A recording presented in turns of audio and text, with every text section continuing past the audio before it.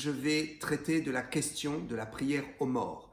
Lorsque nous pensons prière aux morts, nous pensons deux choses. Soit prier pour que les morts aient une meilleure condition au ciel et que Dieu prenne soin d'eux, soit prier en invoquant les morts pour pouvoir avoir un contact avec eux. Donc lorsque nous parlons de la prière aux morts, il y a ces deux aspects. Alors je vais traiter ces deux aspects et je vais vous dire ce que Dieu en pense et ce que la parole de Dieu nous dit à propos de ce sujet.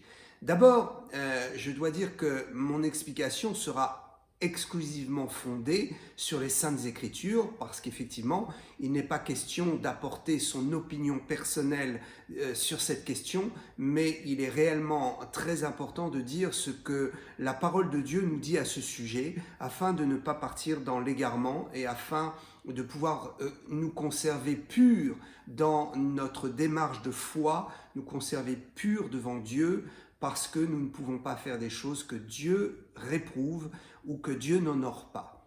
La réponse à la question « peut-on prier pour les morts afin qu'ils aient une meilleure condition au ciel ?» Eh bien, je suis navré de dire non. Navré pourquoi? Parce que certains peut-être mettent leur espoir sur cette éventuelle possibilité afin de pouvoir sauver ceux qui ne se sont pas sauvés sur terre et qui seraient morts dans leur péché, afin que Dieu leur accorde une seconde chance, ou peut-être qu'au ciel, le Seigneur puisse leur donner possibilité de repentance suite à nos intercessions. Donc, premier aspect, je réponds tout de suite non et je vais expliquer, évidemment. Mais je ne veux pas vous tenir en haleine et je veux tout de suite donner la réponse qui est une réponse biblique. Non, on ne peut pas prier, cela ne sert à rien, cela n'avancera à rien, et comme je le dis, je vais le prouver, cela n'avancerait à rien de demander à Dieu d'améliorer la condition de ceux qui sont morts dans leur péché, et donc ça ne servirait non plus à rien de prier pour améliorer la condition de ceux qui sont morts en Christ, puisqu'ils sont dans le paradis et donc ils sont déjà dans une situation qui est bien meilleure que la nôtre, une situation que nous attendons, puisque si nous mourons en Christ, nous mourrons dans l'espérance de la vie éternelle. Pour le deuxième aspect, peut-on prier les morts pour leur demander d'intervenir sur terre ou de venir peut-être nous encourager ou nous aider dans notre pèlerinage terrestre? Peut-on prier les morts pour qu'ils intercèdent auprès du Seigneur? Eh bien là encore, la Bible est absolument claire, la doctrine de Christ est absolument claire. Non, nous ne pouvons pas prier les morts ni les invoquer pour leur demander d'intervenir dans notre situation terrestre ou d'intervenir pour nous auprès de Dieu. Voilà, bien, je voudrais que personne ne soit déçu à travers l'explication que je veux donner, mais au contraire, réjouissez-vous. Pourquoi? Parce que il vaut mieux marcher dans la vérité et être un peu déçu parce que nous aurions pensé ou nous aurions espéré que la vérité soit tout autre. Il vaut mieux marcher donc dans la vérité et être un peu déçu plutôt que de marcher dans finalement une idéologie qui n'est absolument pas connectée avec la vérité, marcher dans des pensées qui sont en fait des pensées mensongères qui seront une grande déception quand on arrivera au ciel.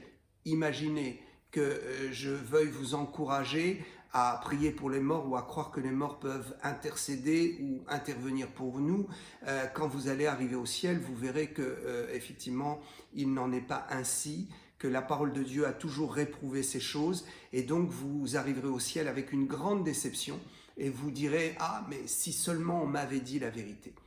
Donc je veux vous dire la vérité, n'ayez pas peur de la vérité affranchit. La vérité nous permet d'être plus près de Dieu, d'être en communion avec lui, et surtout, la vérité nous permet de pouvoir satisfaire le cœur de Dieu et de pouvoir préparer notre jugement éternel, parce que nous allons tous comparaître devant Dieu et nous devrons rendre des comptes sur la façon dont nous avons géré notre vie terrestre, comment nous avons géré économiquement, socialement, familialement notre vie terrestre, mais également comment nous avons géré notre vie spirituelle, notre communion avec Dieu et notre rapport avec la Bible. Alors, je vais tout de suite commencer pour donner des explications, mais avant, je veux insister sur ce fait. Vous qui m'écoutez, si vous avez recours à la prière aux morts, j'espère de tout mon cœur que les explications que je vais vous donner, par l'assistance du Saint-Esprit, pourront vous convaincre d'arrêter ces pratiques, parce qu'effectivement, ce sont des pratiques dangereuses, des pratiques qui ne laissent pas sans conséquence la vie spirituelle de celui qui s'y adonne. Donc, tout de suite, je vais vous donner quelques explications.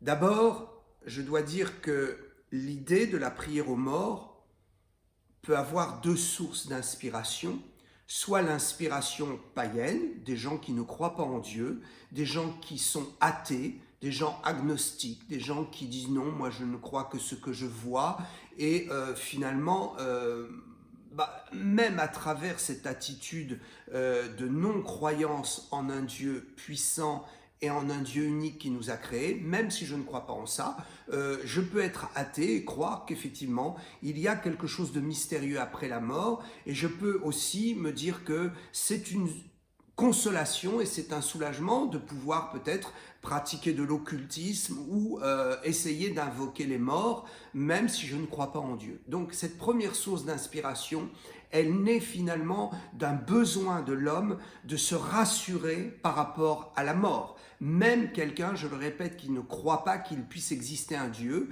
mais qu'il puisse peut-être exister des formes spirituelles ou des choses qui nous échappent au-delà de la matière.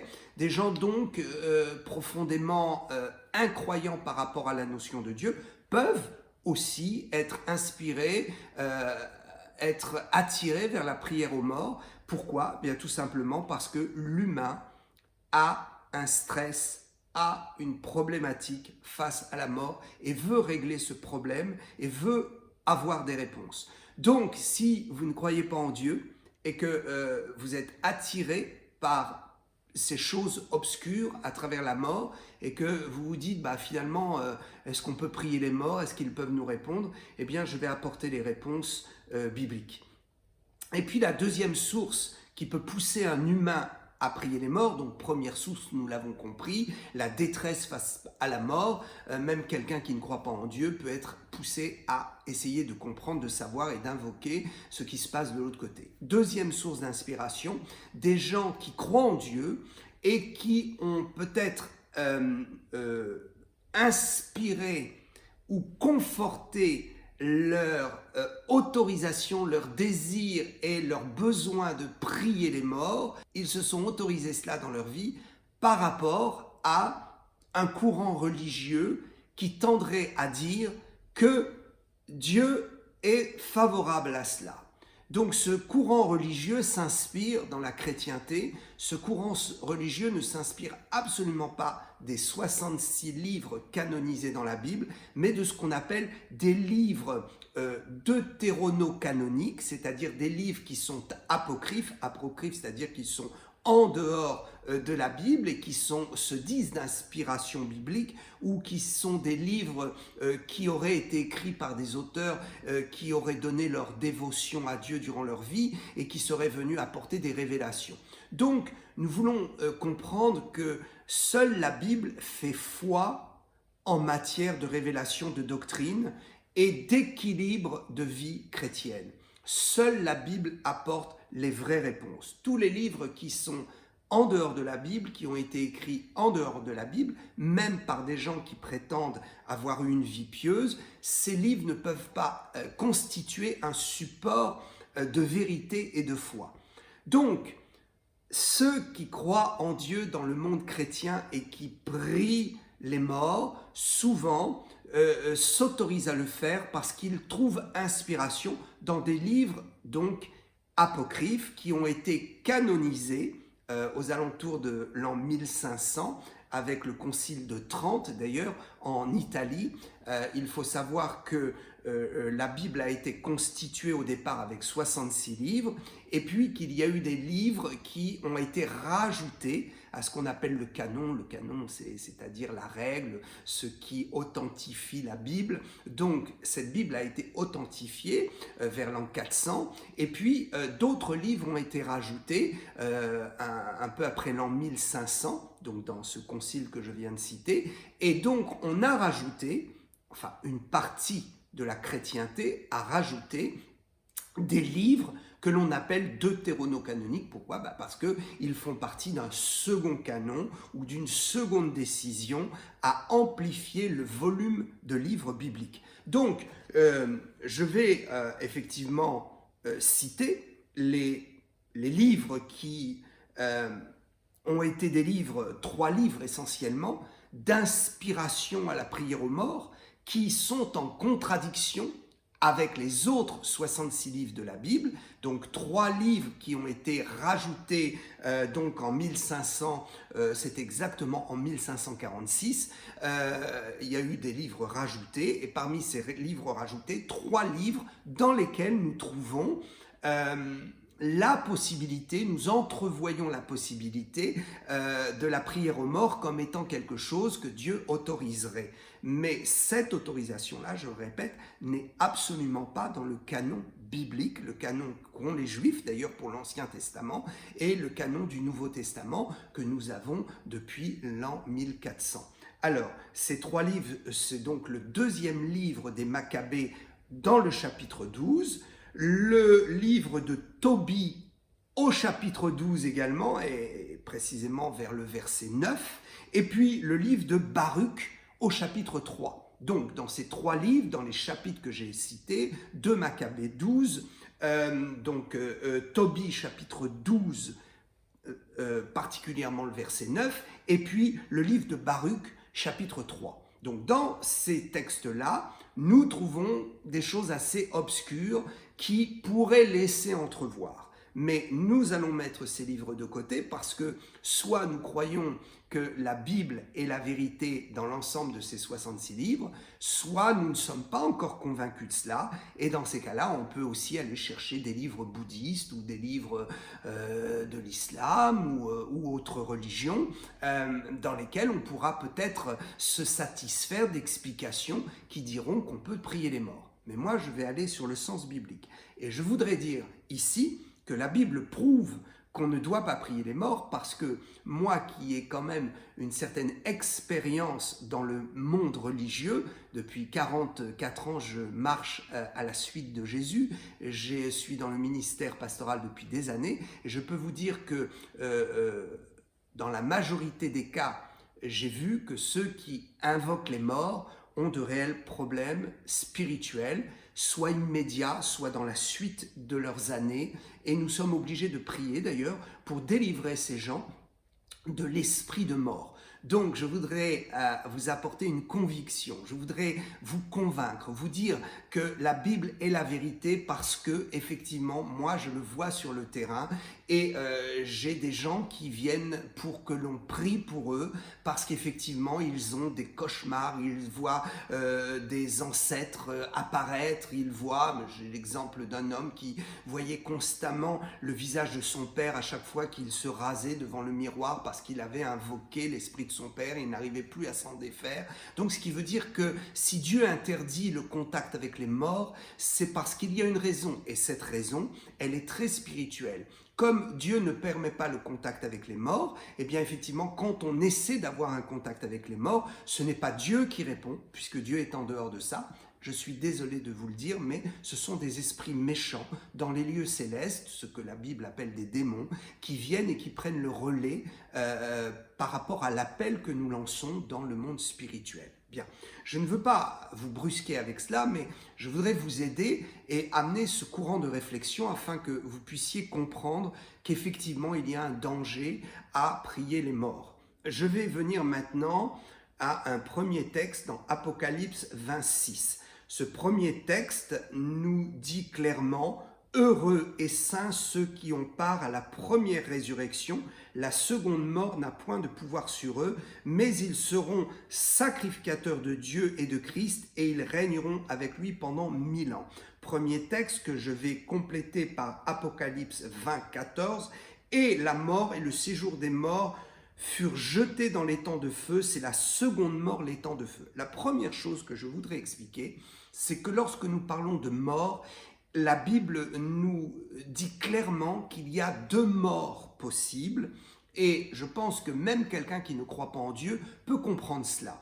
Si nous acceptons le fait que nous sommes un esprit dans un corps, nous comprendrons que le corps, à un moment donné, va mourir, et cela, tout le monde peut le constater. Nous sommes tous confrontés à la vie physique qui doit se terminer par une mort physique. Donc, il y a la mort du corps et il y a la mort de notre esprit. C'est quoi? C'est-à-dire que notre esprit étant dans notre corps, quand notre corps meurt, notre esprit s'en va dans le séjour des morts, s'en va ailleurs. Donc, même ceux qui ne croient pas en Dieu admettent le fait, vous pouvez l'admettre, que effectivement, la mort n'est pas forcément une finalité totale, mais que peut-être la mort, c'est l'arrêt des fonctions physiques qui vont permettre, cet arrêt des fonctions physiques, vont permettre la libération de notre véritable personne, qui est notre esprit, qui va s'envoler et s'en aller quelque part. La Bible dit que quand nous mourrons, notre esprit s'en va dans le séjour des morts. Et dans ce séjour des morts, il y a soit la possibilité d'être du côté des ténèbres, soit d'être du côté de la lumière et d'être sauvé. Si on est du côté des ténèbres, effectivement, c'est qu'il n'y a pas de salut et qu'il y a un jugement terrible qui nous attend. Si nous sommes du côté de la lumière, je simplifie naturellement, du côté donc de ce que la Bible appelle le paradis, eh bien là, nous sommes dans une attente glorieuse de la résurrection du corps et donc de la fusion de cette vie physique qui va se transformer en vie spirituelle et qui va rejoindre notre esprit pour ne former plus qu'un, comme nous ne sommes plus qu'un sur cette terre, puisque nous sommes un, mon esprit dans mon corps. J'ai donc un corps qui accueille mon esprit et je possède une âme qui me permet de fonctionner. L'âme, c'est tout simplement l'éveil ou la possibilité de fonctionner dans nos pensées, nos sentiments, etc. Bien, donc la Bible affirme que si je meurs avec Jésus, je m'en vais au paradis, mon corps reste dans la poussière et il y aura une résurrection. Dieu prendra la poussière de ce corps, le reformera et le transformera, ce corps, en corps spirituel pour rejoindre mon esprit et je serai pour toujours avec le Seigneur. Donc quand nous parlons de mort, comprenez qu'il y a deux morts. Donc ceux qui meurent en Christ meurent une première fois dans leur corps et sont ressuscités et n'auront pas à mourir une deuxième fois dans leur esprit. Mais ceux qui meurent sans Dieu, qui meurent avec une âme chargée de péché, avec une vie de violence, de meurtre, de choses très graves, vont effectivement périr et s'en aller dans les lieux ténébreux du séjour des morts. Là, ils vont attendre leur jugement. Leur corps sera mort et dans la poussière, mais il ne sera jamais ressuscité. Donc ils n'auront jamais possibilité de connaître une résurrection et une seconde vie avec Jésus. Donc leur première mort aura lieu et ils seront dans l'attente d'une seconde mort, c'est-à-dire la mort de l'esprit. Qu'est-ce que la mort de l'esprit? C'est quand donc le corps est mort, l'esprit est libéré, il va dans les lieux de ténèbres. Là, l'esprit attend le jugement et quand Dieu donc jugera cet esprit, eh bien, cet esprit partira dans la seconde mort, c'est-à-dire connaîtra une mort définitive, la mort éternelle, c'est-à-dire les tourments où il n'y aura pas de récupération de corps, un lieu où l'esprit sera dans une prison sans corps et sans possibilité de jouir de tout ce que nous pouvons jouir dans cette vie terrestre et dans l'autre vie qui est le royaume de Dieu. Donc celui qui meurt sans être sauvé ne pourra plus bénéficier des sens et des bienfaits des sens qui sont le toucher, la vue, l'odorat, le goût, etc.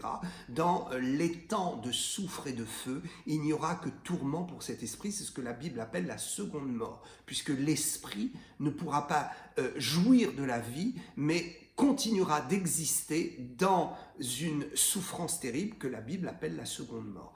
Donc nous devons bien comprendre qu'il y a deux morts, la mort physique et la mort spirituelle. Quand nous sommes à Jésus-Christ, nous savons que nous aurons la première mort, évidemment, parce que même si je suis à Dieu et que j'appartiens au Seigneur et que je vais aller au paradis, je devrais mourir dans mon corps. Et donc, étant mort en mon corps, je pourrai ensuite ressusciter, comme vous l'avez compris, et récupérer. Donc cette notion des deux morts est très très importante à comprendre. Donc, nous allons avancer maintenant dans les explications. L'inscription du livre de vie. Apocalypse 20, 15. Quiconque ne fut pas trouvé écrit dans le livre de vie fut jeté dans l'étang de feu. Écoutez bien, un mort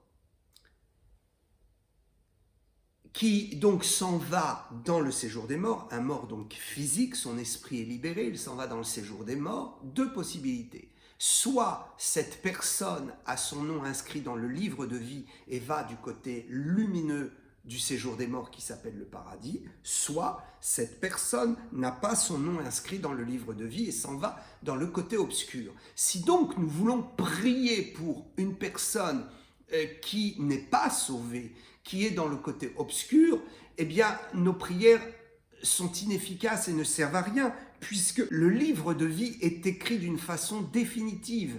Ce livre de vie ne peut plus changer. Lorsque nous mourrons, notre nom apparaît dans le livre de vie ou n'apparaît pas, en fonction de ce qu'a été notre vie terrestre et de notre acceptation ou pas de Jésus-Christ dans ce monde. Celui qui est en Christ n'a pas besoin de prière, puisqu'il est déjà sauvé.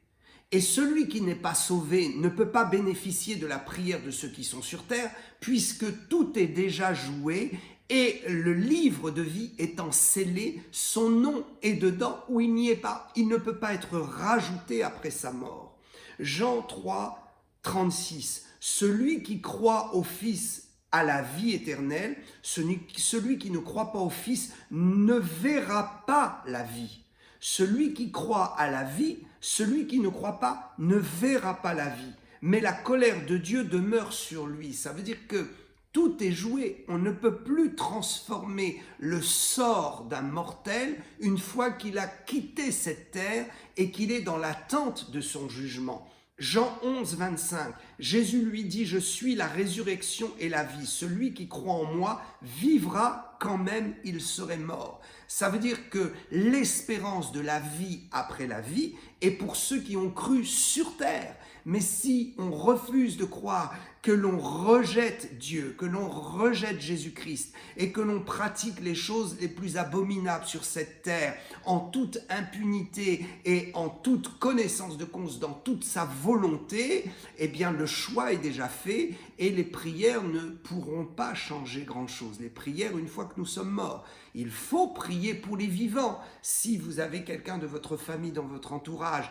qui vit une vie vraiment de débauche et qui rejette Dieu, c'est le moment de prier pour lui afin que de son vivant, il puisse se repentir. Il n'y a pas de repentir après la mort. La repentance, c'est avant la mort.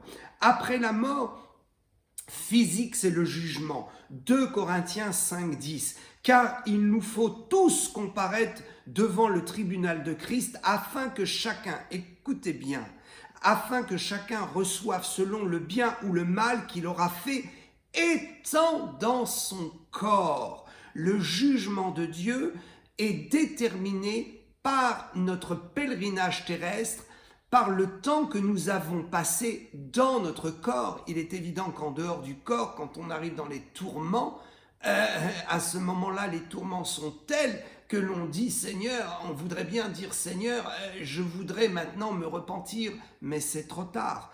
Et je crois une chose, c'est que celui qui ne s'est pas repenti, et nous allons le voir dans une parabole, la parabole de Lazare, le pauvre Lazare, celui qui ne s'est pas repenti étant sur terre, ne se repentira pas plus quand il sera dans les tourments. C'est pourquoi il est utopique de dire je vais prier pour les morts afin que leurs conditions soient meilleures, qu'ils puissent se repentir et que Dieu puisse les sauver quand même après leur mort. Il est utopique de penser cela parce que dans la parabole de Lazare, allez, je vais tout de suite ouvrir la parenthèse par rapport à la parole de Lazare dans Luc 16. Nous y reviendrons, Luc 16, 19 à 31, qui est une parabole incontournable. Et à mon avis, cette seule parabole devrait nous convaincre qu'après la mort, il n'y a plus possibilité de se racheter. Donc ça veut dire qu'on ne peut pas prier pour les morts afin qu'ils soient rachetés, puisque tout est joué, comme je l'ai dit. Dans cette parabole, en fait, vous verrez que celui qui a vécu une vie faste, etc., et ce n'est pas le problème de sa richesse ou de sa vie faste, le problème c'est qu'il a vécu égoïstement et qu'il n'a pas tourné ses regards vers Dieu et qu'il n'a pas eu compassion des pauvres. Donc il sera jugé. Et quand il se retrouve, ce riche-là, ayant méprisé le pauvre Lazare, il se retrouve dans le séjour des morts du côté des ténèbres, alors que Lazare se retrouve du côté de la lumière. Celui donc qui est du côté des ténèbres va commencer à dialoguer avec Dieu, dire fais-moi quelque chose, sauve-moi, etc. Et il va dire envoie Lazare pour convaincre au moins les gens de ma famille qui sont encore sur terre, afin qu'ils puissent se repentir et ne pas venir dans le lieu où je suis.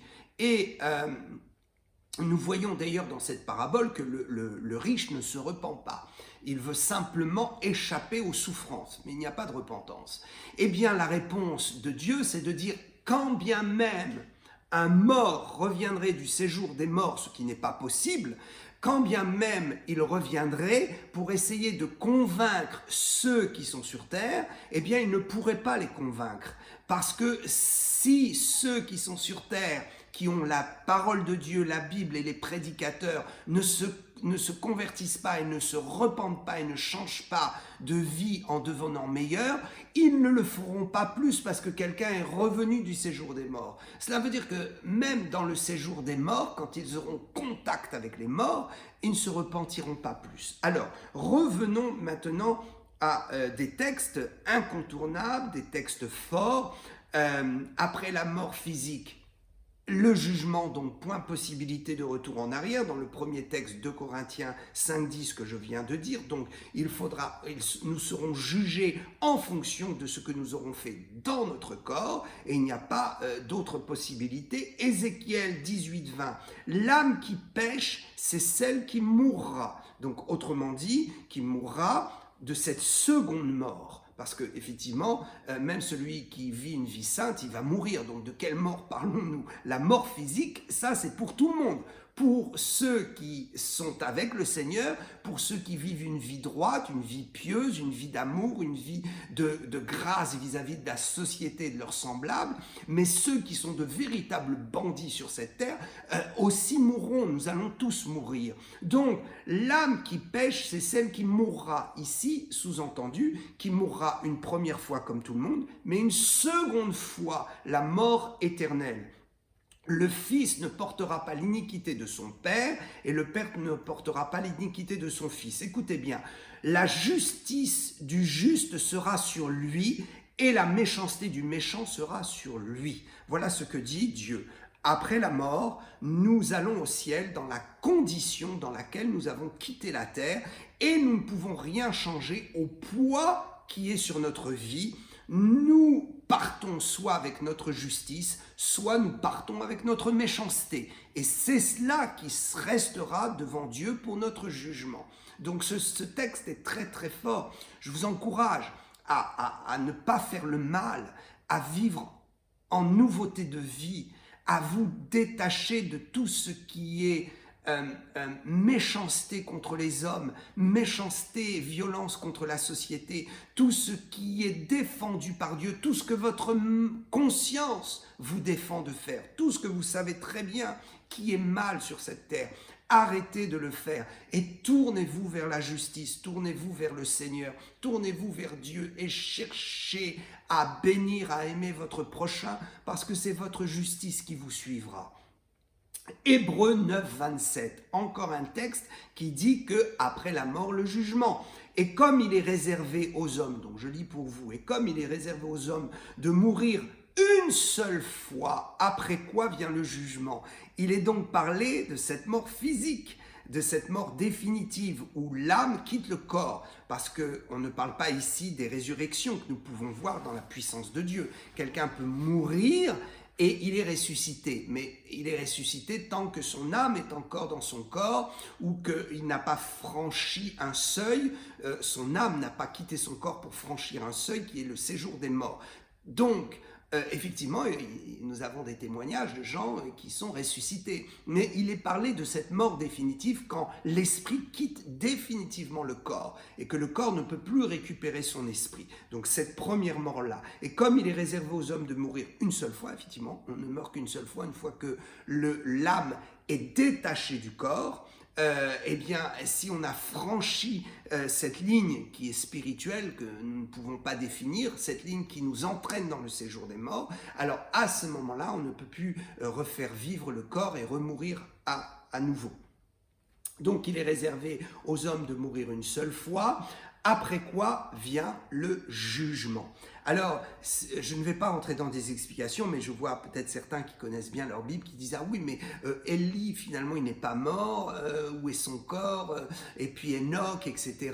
Et finalement, il y a des gens qui sont morts, qui sont partis, qui ont vu le ciel, le paradis, et Dieu les a remis dans leur corps. Oui, Dieu a pu les entraîner dans une dimension spirituelle très haute, comme l'apôtre Paul qui est parti dans le royaume de Dieu au 3e ciel, mais la connexion entre son esprit et son corps n'était pas coupée. C'est ce que, d'ailleurs, il est écrit dans l'Ancien Testament avec cette fameuse corde d'argent, c'est quelque chose qui relie le corps à l'esprit, et tant que Dieu n'a pas coupé ce fil-là, eh bien, effectivement, le corps peut être mort, inerte, mais l'esprit peut revenir dans le corps et il peut y avoir une résurrection. Mais ici, il est parlé du moment vraiment de la mort définitive où l'esprit ne peut plus revenir dans le corps. Alors, Romains 2, 2 à 3, nous savons en effet que le jugement de Dieu contre ceux qui commettent de telles choses, donc des choses abominables, est selon la vérité.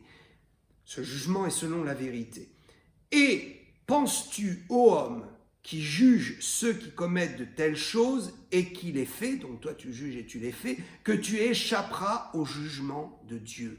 On ne peut pas échapper au jugement de Dieu lorsqu'on fait des choses abominables.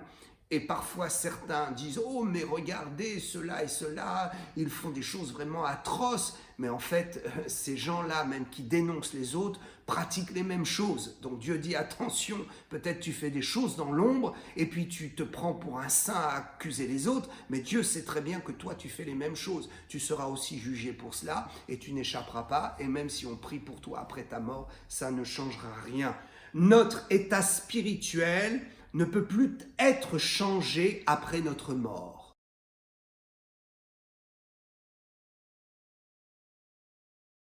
Notre état spirituel ne peut plus être changé après notre mort, soit par nous-mêmes, soit par les efforts ou les prières d'autres personnes qui sont encore en vie sur cette terre. La Bible est formelle à ce sujet. Alors, nous en venons à la réalité de l'étang de feu. Le psaume 88, 10. Est-ce pour les morts que tu fais des miracles? Les morts se lèvent-ils pour te louer?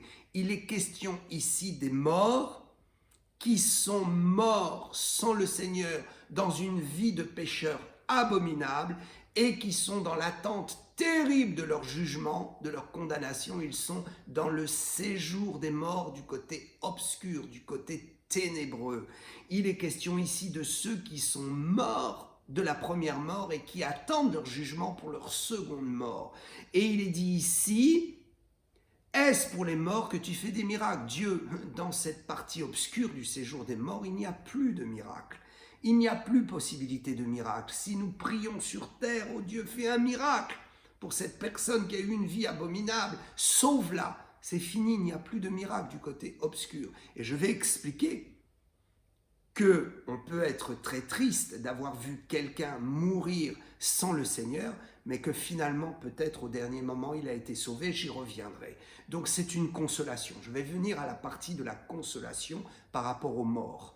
Mais pour l'instant, nous sommes dans cette initiative poussée par le désespoir, comme je l'ai expliqué tout à l'heure, ou poussée par peut-être une croyance religieuse. Nous sommes donc convaincus par une croyance religieuse ou un désespoir et nous prions pour les morts. Ne le faites pas parce que d'abord ça ne sert à rien, je le prouve, et puis ensuite parce que ça peut vous attirer des gros ennuis spirituels. Parce que Dieu n'étant pas, comme je l'ai expliqué dans l'affaire, le diable peut s'emparer de vos prières et commencer à faire des choses désastreuses dans votre vie. Alors, nous en sommes ici au psaume 88, verset 10. Maintenant, toujours dans ce psaume 88, le verset 11 et 12, « Parle-t-on de ta bonté dans le sépulcre, de ta fidélité dans l'abîme ?» Donc, il est bien question dans ce psaume 88 du côté de l'abîme, pas du côté du paradis de la lumière, mais du côté des ténèbres après la mort. Je reprends pour vous la lecture dans le psaume 88, 11 et 12. « Parle-t-on de ta bonté dans le sépulcre ?» Donc, sépulcre, c'est vraiment très négatif, ça veut dire que c'est obscur, il n'y aura pas de résurrection. De ta fidélité dans l'abîme, l'abîme, il est donc bien question du côté très obscur du séjour des morts. Et ta justice dans la terre de l'oubli. Waouh! Ça veut dire que tes prodiges ne se manifestent pas dans le séjour des morts, côté obscur de ceux qui attendent la seconde mort.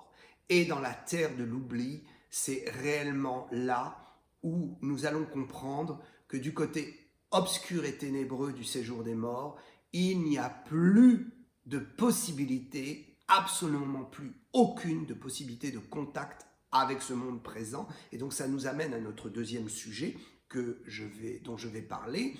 Est-ce que les morts peuvent faire quelque chose pour nous? Alors, du côté de ceux qui sont perdus, absolument pas.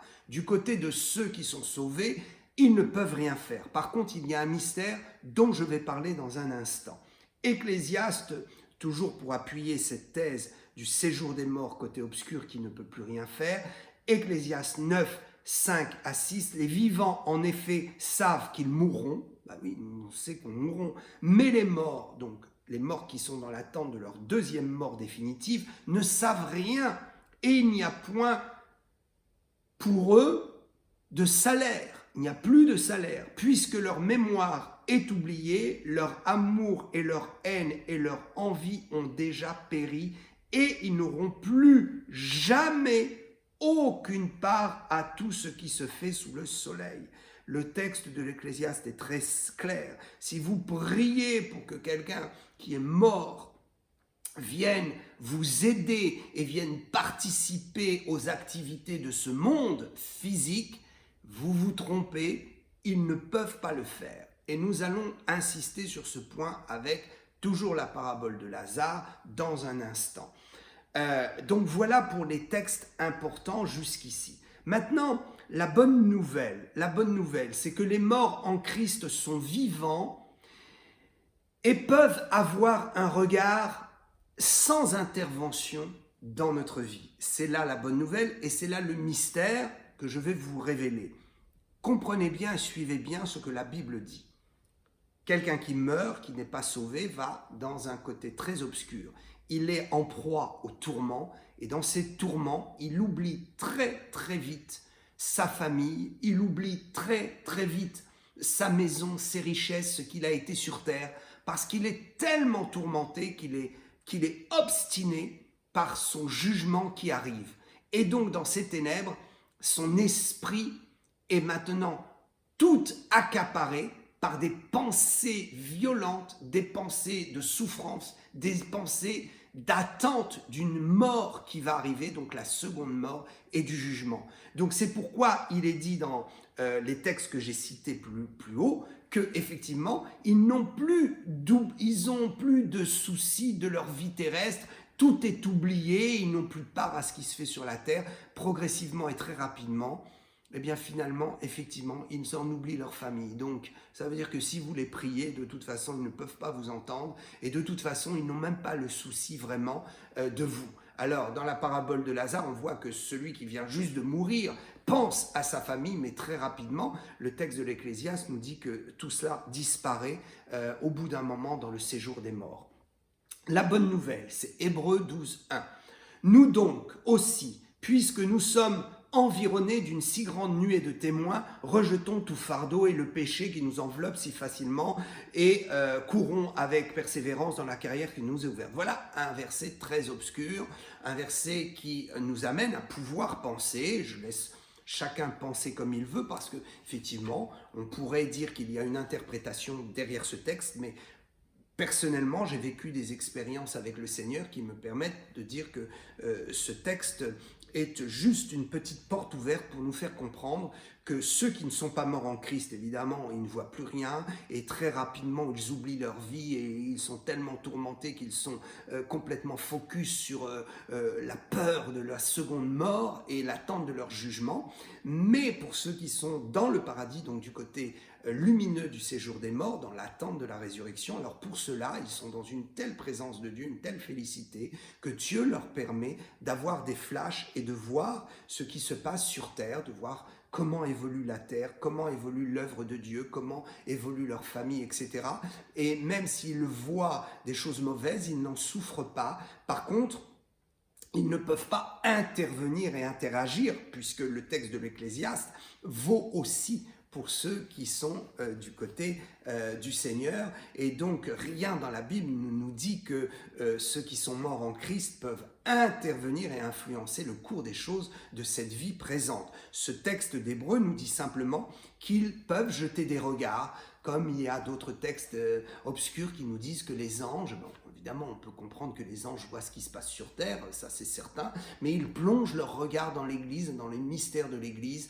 Donc je pense que ce texte fait référence effectivement à ça, à ceux qui sont sauvés, qui sont avec les anges dans le ciel, et ils sont avec les anges qui plongent leur regard et qui voient partiellement ou en totalité en fonction de quelle a été leur dévotion, leur vie terrestre. Il leur est donné la possibilité d'être témoins de ce qui se passe. C'est un texte obscur, mais je crois que nous pouvons nous réjouir de ce que nos parents qui ont peut-être servi le Seigneur, je parle pour les enfants de chrétiens qui ont eu des parents, des pères, des mères qui ont servi le Seigneur, ou des pères pasteurs notamment, ils peuvent savoir que Dieu les informe de ce qui se passe sur terre, et ils peuvent aussi voir notre évolution et comment nous grandissons avec le Seigneur. Donc ça, je mets une parenthèse sur ce texte de Hébreux 12 pour dire simplement qu'effectivement, il y a cette possibilité, mais cette possibilité très restreinte, puisque le texte ne nous dit pas qu'ils ont part à ce qui se fait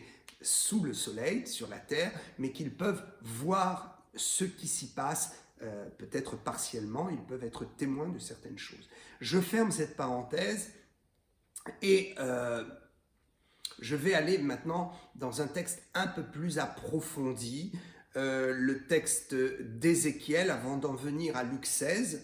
Donc je vous remercie, cette vidéo est un peu plus longue que ce que j'avais prévu, mais il me semble intéressant de pouvoir vous donner des détails. Vous pouvez regarder cette vidéo en plusieurs fois, partagez-la, allez-y, partagez-la, donnez-la à des gens qui se posent des questions par rapport à la mort. Nous sommes aujourd'hui dans un tournant de l'humanité où des gens meurent à cause de cette pandémie, et beaucoup sont inquiets de savoir qu'est-ce qu'il advient des défunts, et puis qu'est-ce qu'il pourra venir d'eux s'ils sont attrapés par ce virus et qu'ils en viennent à mourir.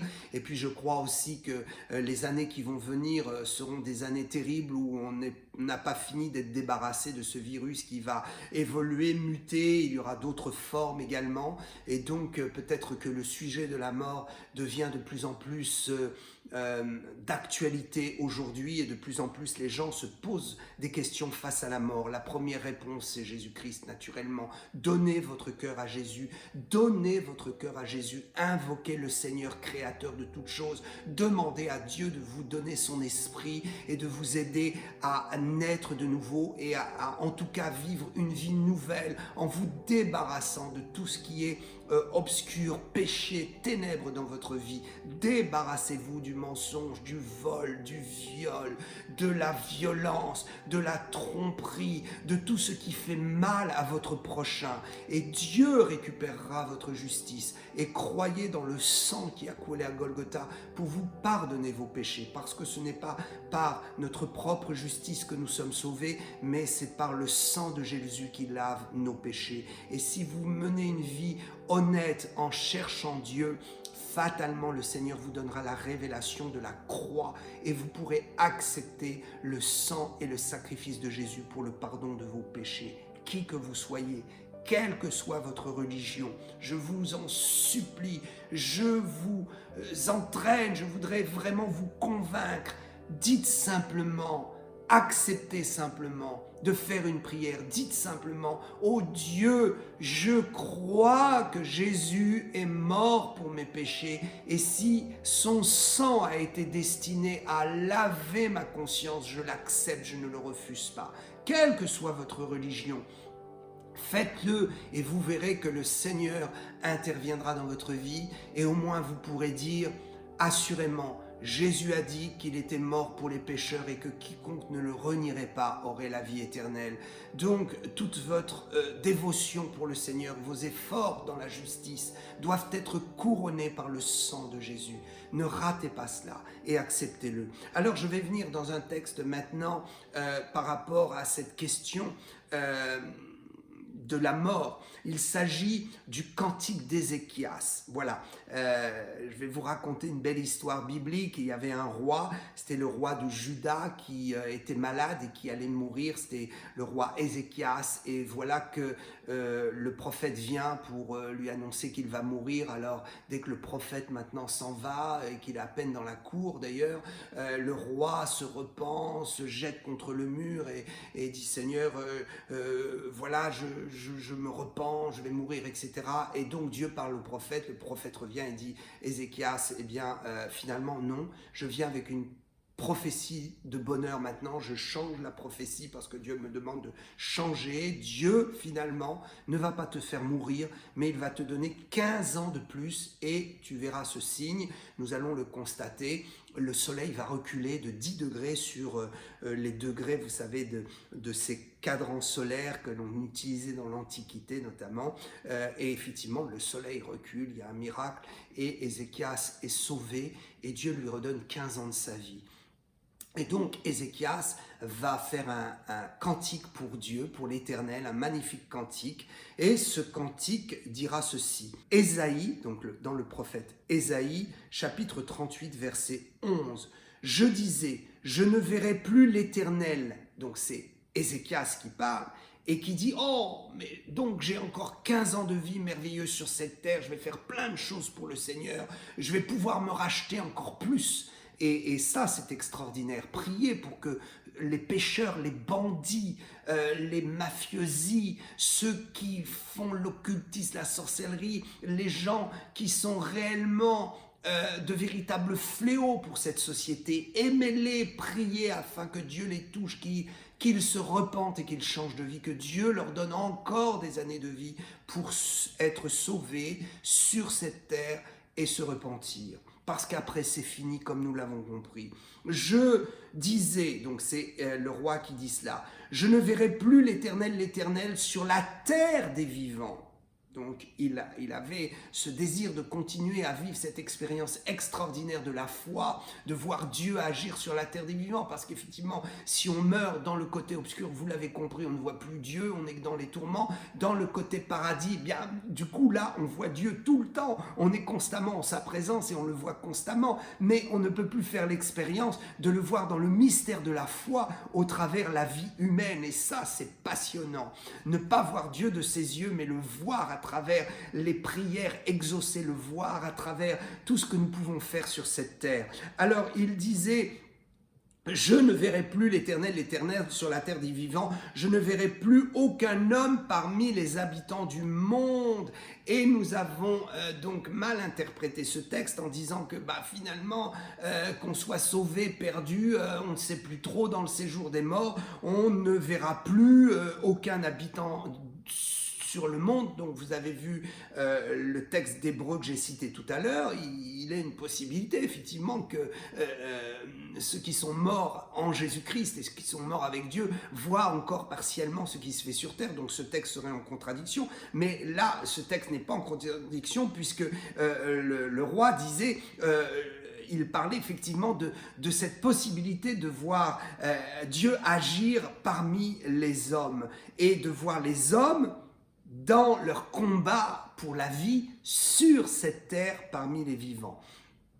Il parlait donc de cette séparation physique d'avec le monde présent. Ce cantique du roi ne peut pas, je veux dire, nous écarter de la réalité que nous verrons Dieu au ciel et que nous serons avec lui pour toujours, mais ce cantique parle tout simplement de la clairvoyance que le roi a eue en disant « Ah, mais c'est extraordinaire, c'est sur terre qu'il faut faire les choses, c'est sur terre qu'il faut voir Dieu agir, c'est sur terre qu'il faut prier pour que les gens se repentent, c'est sur terre que les gens peuvent changer de voie, parce qu'il sous-entend qu'en fait au ciel, tout sera joué. » C'est cela le cantique du roi Ézéchias. Je dis cela pour ceux qui sont dans certaines philosophies.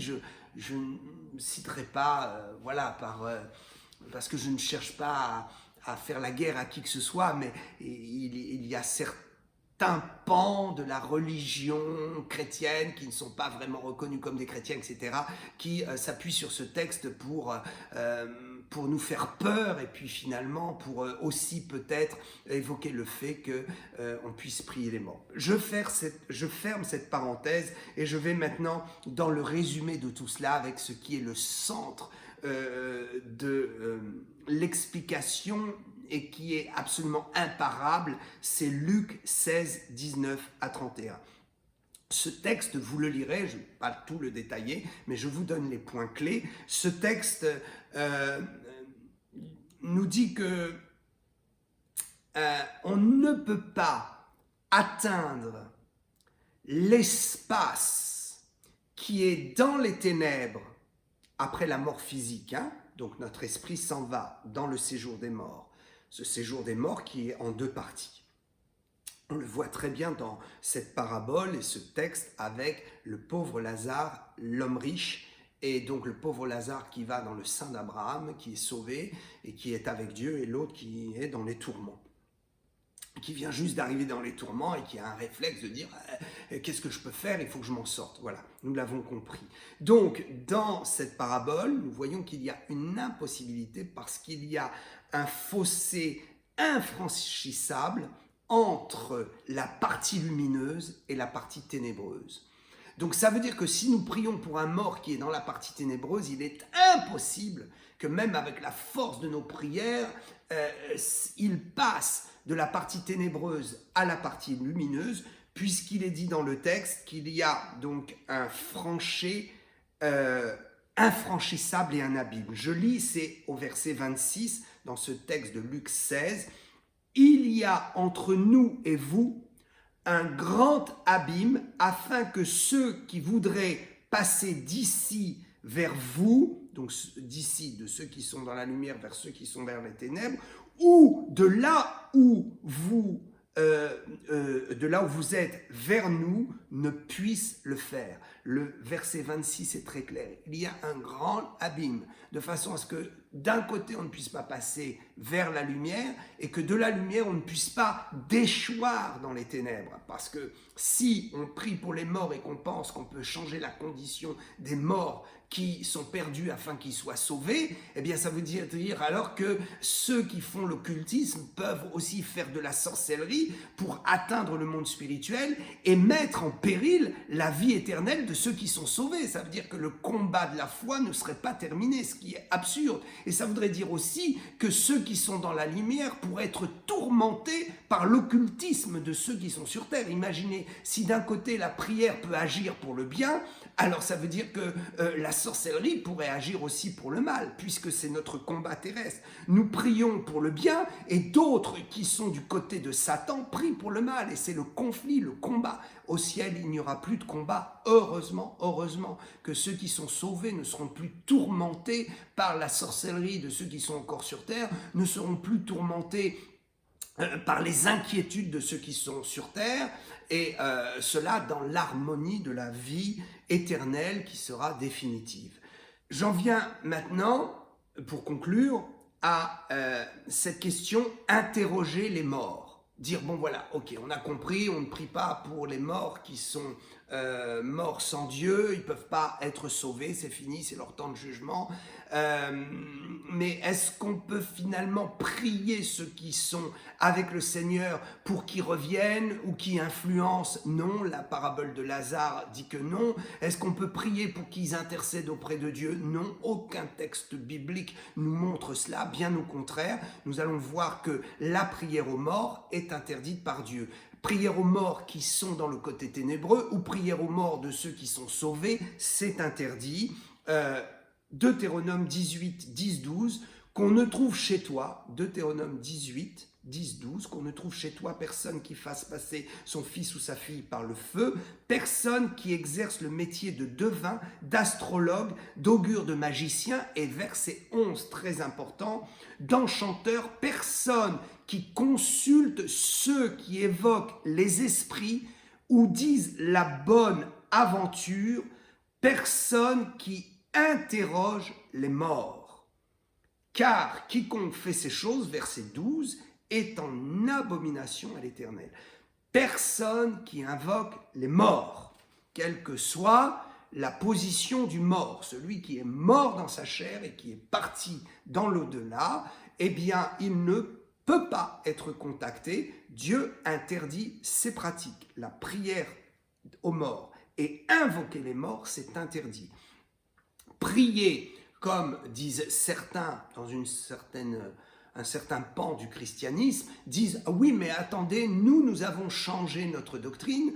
Bon, allez, je vais le dire, je n'ai rien contre les catholiques, mais je veux simplement m'opposer à une doctrine catholique. Et force est de reconnaître que la doctrine catholique, au départ, ouais, on priait les morts, donc on priait les morts aussi bien du côté obscur que du côté lumineux. Pour que ceux qui soient du côté obscur aient une chance de passer du côté lumineux, faut faire des offrandes pour eux, etc. Je rappelle que toutes ces idées-là, c'est dans les livres deutérocanoniques,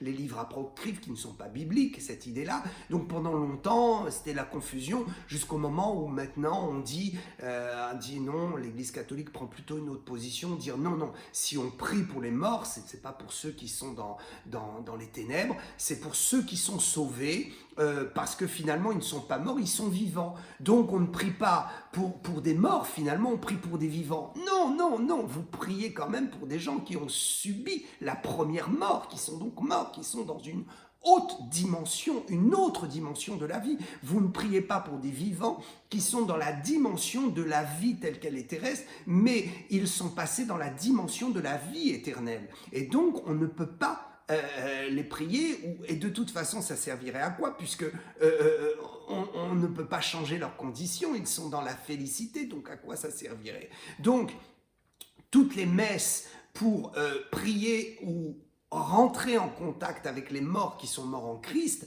est réellement une aberration et ne sert absolument à rien. Donc laissons les morts enterrer les morts, comme disait Jésus, laissons les morts en paix et vivons nous en tout cas sur cette terre et sauvons-nous sur cette terre.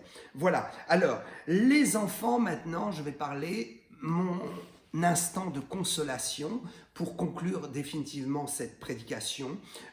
Mon instant de consolation, je voudrais dire d'abord, premier point, tous ceux qui ont perdu un être cher, un enfant dans le sein maternel ou mort-né, ou qui était en bas âge, mais vraiment dans un âge où on ne peut pas encore avoir, on ne peut pas dire qu'on a finalement l'état de conscience ou l'état de choix vraiment.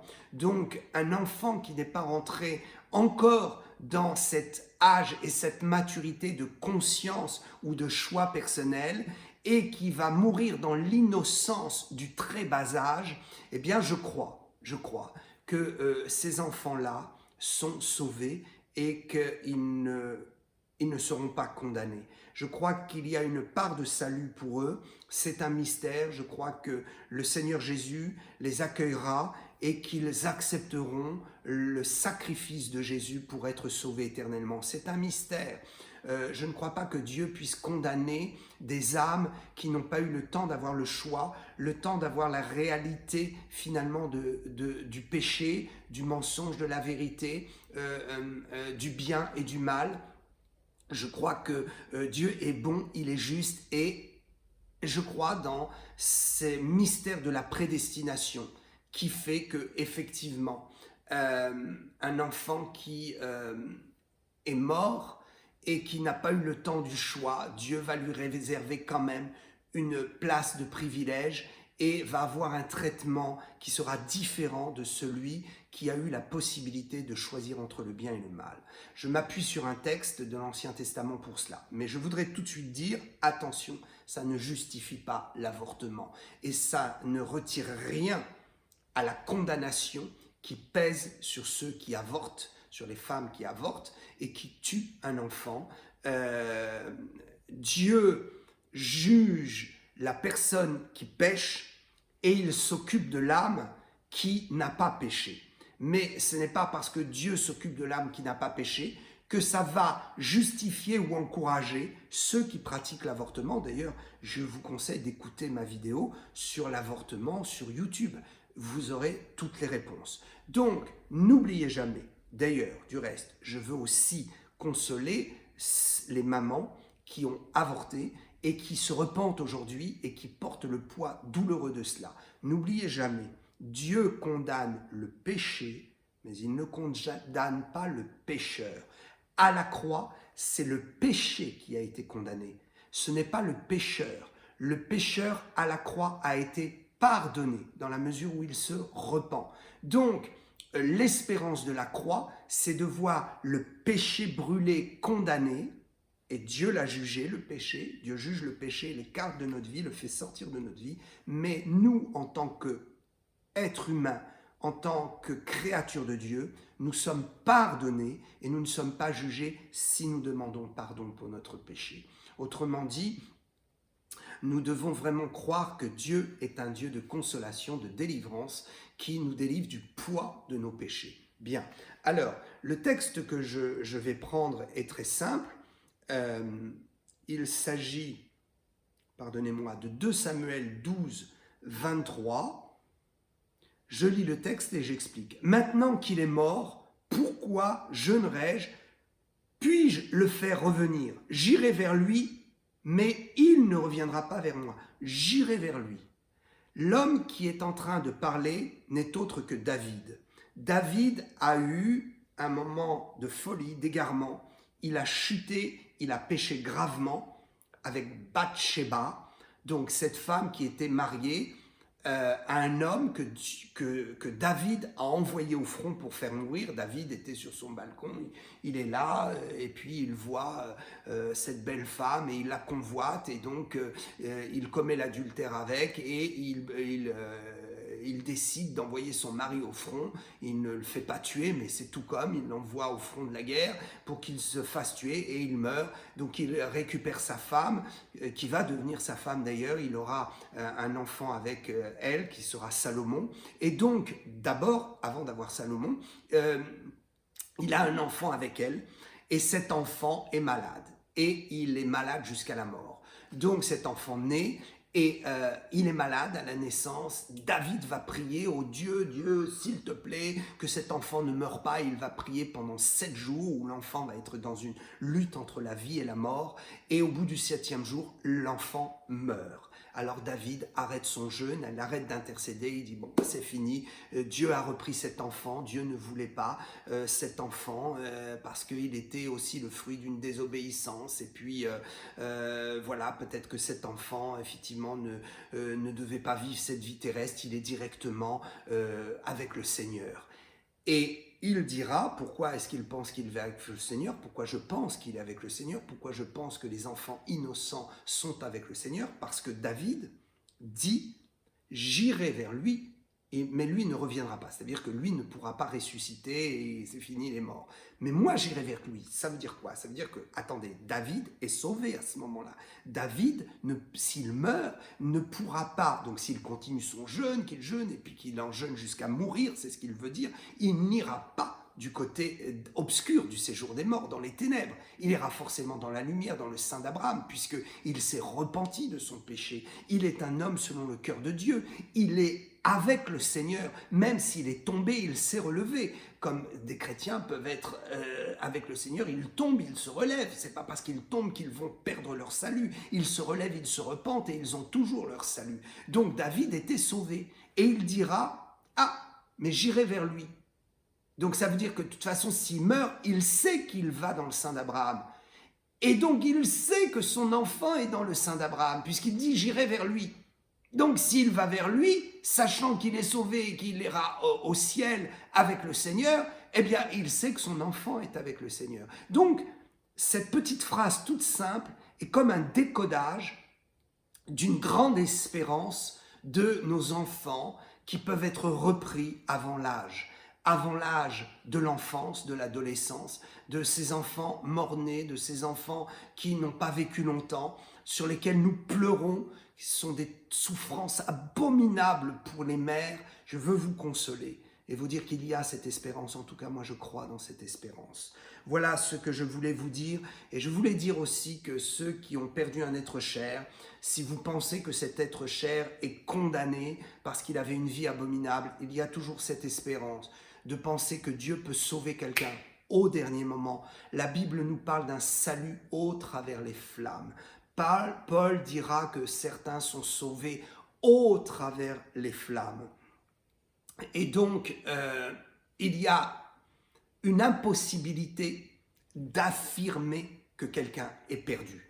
Il y a une possibilité d'affirmer que quelqu'un est sauvé parce que nous avons le témoignage de sa confession, de sa vie jusqu'à sa mort. Mais pour quelqu'un qui jusqu'à sa mort a renié le Seigneur, il y a impossibilité de dire avec certitude qu'il ira en enfer parce que nous ne savons pas si au dernier moment, le Seigneur ne l'a pas rattrapé dans sa conscience et s'il ne s'est pas repenti et s'il ne sera pas sauvé au travers des flammes. Certes, il perdra toutes ses récompenses au ciel. Certes, il n'aura qu'une toute petite place au ciel. Mais quelle merveille! La plus petite place au ciel, c'est déjà la plus grande place qui n'a aucune comparaison avec les plus grands palais et les plus grandes gloires de cette terre actuelle qui est corrompue par le péché. Que Dieu vous bénisse, que Dieu vous bénisse. J'ai été très heureux de partager avec vous cette vidéo. J'espère qu'elle vous a encouragé, qu'elle vous a donné tous les éléments de réflexion sur la mort et la prière aux morts. Donc. Et j'espère que vous allez pouvoir reméditer. Je vous invite à regarder et réétudier tous les textes que j'ai donnés, peut-être revisionner cette vidéo. En tout cas, partagez-la autour de vous, faites-en bénéficier un grand nombre de personnes, parce que je le dis et je le répète, nous arrivons dans des temps où la question de la mort va être beaucoup plus présente dans la vie des gens. Que Dieu vous bénisse, qu'il vous protège du corona et de la peste et de toutes les maladies et de tous les virus qui vont apparaître, de toutes les formes de transformation, d'évolution et de mutation du corona-19. Que Dieu vous protège, qu'il vous donne la vie en abondance, que vous soyez des hommes et des femmes de bien et que vous puissiez hériter avec Jésus-Christ de la vie éternelle. Je prie pour vous, je prie pour chacun d'entre vous, que la grâce soit surabondante. Dieu vous bénisse. À bientôt.